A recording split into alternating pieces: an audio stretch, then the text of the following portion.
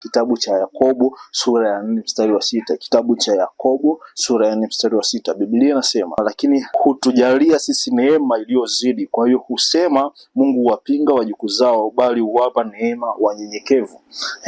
Tunaona pale mwanzo kabisa tulisema kibali ni God grace. Heaven's favor ni God grace. Maanake heaven's favor ni neema ya Mungu. Kibali cha kimbingu ni neema ya Mungu. Ni neema ya Mungu. Kwa hiyo tunaona kwamba Mungu huwapinga wajikuzao, na wale ambao ni wanyenyekevu anawapa neema. Sasa tuangalie mstari. Kumbe sasa ili tuweze kupata neema ya kupata kibali cha kimbingu, ili tuweze kupata neema ya kupata kibali cha kazi unapohitaji, ili kumbe upate neema ya kupata kibali cha utajiri, ili upate neema ya kupata kibali kwenye elimu yako, ili upate neema ya kupata kibali kwenye ndoa yako, kumbe lazima uwe mnyenyekevu mbele za Mungu. Lazima uwe mnyenyekevu mbele za Mungu. Unapokuwa mnyenyekevu mbele za Mungu, unapata kile kibali. Tuangalie historia moja ya mtu anaitwa Hana kwenye kitabu kile cha Samueli. Ukisoma kitabu cha Samueli kuanzia ule waraka wa kwanza, utamwona mtu anaitwa Hana.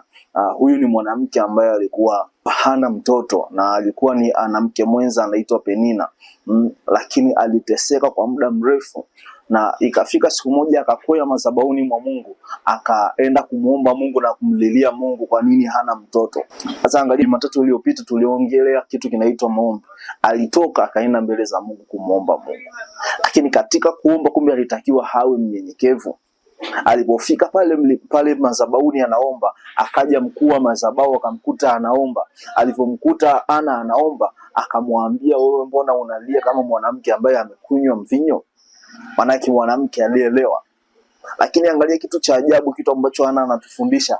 Ingekuwa ni mwanadamu wa leo ameambiwa lile neno na mchungaji wake, au ameambiwa lile neno na mpendo mwenzake, au ameambiwa lile neno na mshirika mwenzake, sidhani kama yangekuwa majibu kama ya Ana yalivyokuwa. Lakini Ana alionyesha moyo wa unyenyekevu katika ile hali ya maumivu aliyokuwa nayo. Yani hana mtoto na yuko madhabahuni anamuomba Mungu, lakini pia anatokea mtu anampa neno la kumvunja moyo, lakini alikuwa mnyenyekevu. Akajibu kwa unyenyekevu kwamba mtumishi wa Mungu, mimi sijalewa, niko katika kuugua nikiomba kwa ajili ya kupata mtoto. Na alipoongea kwa unyenyekevu, alipojibu kwa unyenyekevu, ndipo yule mtumishi wa Mungu akamwambia, nenda na Mungu amesikia maombi yako. Na ilikuwa vile, na Ana akashuka na akaenda akapata mtoto.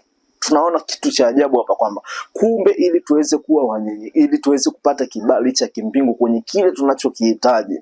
Sijui unahitaji wapi, ila usiku wa leo nimekuja kuambia inakuhitaji wewe uwe mnyenyekevu. Inahitaji wewe uwe mnyenyekevu sana mbele za Mungu.